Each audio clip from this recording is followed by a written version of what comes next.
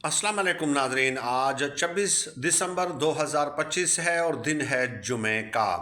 रात 11:16 से लेकर 11:46 तक यानी 30 मिनट हुकूमत के नवाज शरीफ के इंतहाई अहम तरीन वफाकी वजीर के साथ क्या हुआ है।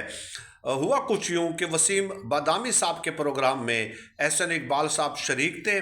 ज़ाहिर है ये जो प्रोग्राम ऑन एयर जाता है तो ये 11:03 पे ऑन एयर होता है और 11:03 से लेके 11:16 तक एहसन इकबाल साहब इस प्रोग्राम में शरीक थे। 11:16 पे कोई शख्स जो है वो दरवाजे के अंदर से एंटर होता है, क्योंकि एहसन इकबाल साहब इस प्रोग्राम के लिए स्टूडियो में नहीं थे, वीडियो लिंक पे थे। यानी उन्होंने अपना मोबाइल लगाया हुआ था ट्राईपोड पे, तो उसके ज़रिए इस प्रोग्राम में शरीक थे।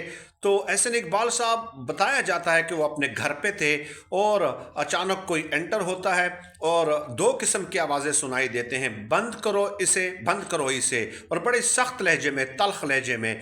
तो उसके बाद जो है हमने देखा कि वो प्रोग्राम ऑफ यानी एहसन इकबाल साहब जो हैं वो ऑफ एयर हो जाते हैं। अब इस हवाले से काफ़ी छेमेगोइयाँ की जा रही हैं। बाद में कुछ सहाफ़ियों ने रब्ता किया एहसन इकबाल साहब से, बल्कि कुछ लोग मैदान में उतारे गए और उन्होंने कहा कि एहसन इकबाल साहब के घर पे फंक्शन था, इसलिए कुछ बच्चे जो हैं वो अंदर आ गए थे। लेकिन अगर आप वो वीडियो गौर से देख लें तो वो बच्चों की आवाज़ नहीं थी, वो किसी बुजुर्ग की आवाज़ भी नहीं थी।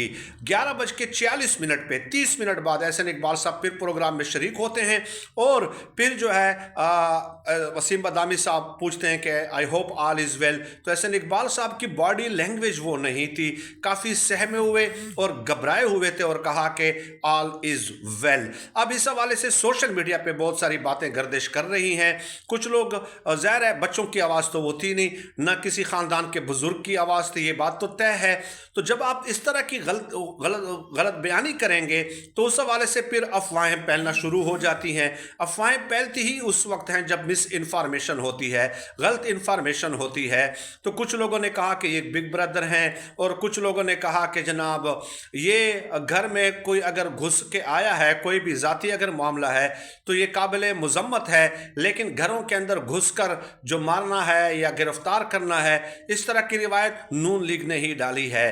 अब अता तारड़ को भी फिर प्रेस कॉन्फ्रेंस करना पड़ गई, लेकिन मामला सुलझने की बजाय उलझ रहा है, क्योंकि हकीकी सूरत हाल नहीं बताई जा रही।